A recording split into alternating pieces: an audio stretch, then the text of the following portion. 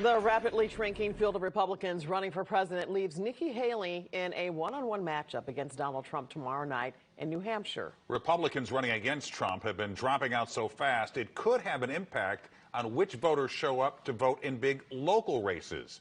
Our political editor Mark Maxwell is here with more on how that Trump factor is playing out in southern Illinois. Mark?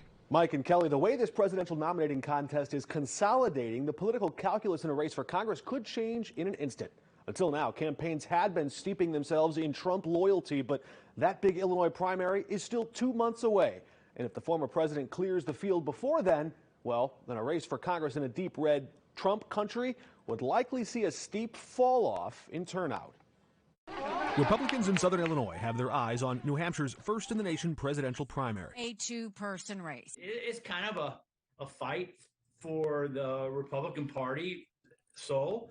I'm going to watch it closely. That's where former UN Ambassador Nikki Haley is banking on a Granite State bump. Without one, her campaign risks running into a brick wall. She needs to show a close showing, single digits optimally, or else she might be the next one to go. 5 on Your Side political analyst Anita Mannion says the way this race is shaping up might have helped a Trump rival 8 years ago. In 2016, I think a lot of Republicans wish that the large field would have collapsed into one and coalesced around one opponent, but that doesn't seem to be what's happening. As folks drop out, they're endorsing Donald Trump, which affirms that this is Trump's party. With nearly every Trump challenger quickly folding and backing his bid, where does that leave Trump loyalists who sought his endorsement in their races for Congress? I have talked with President Trump about this race, so we will see. The former president hasn't yet endorsed Darren Bailey or Congressman Mike Bost in 2024, though he did back Bost for Congress in years past. We asked him this question 8 months ago. Can you support a candidate for president who's facing criminal charges? Well, you know, I have already endorsed Donald Trump. And I think we've seen a lot of charges that Donald Trump has had over the years that are more political than they are legal issues. Former Congressman John Shimkus, who represented most of the turf Bost and Bailey are fighting for now, remembers some drop in voter turnout after the buzz of a presidential campaign wears off.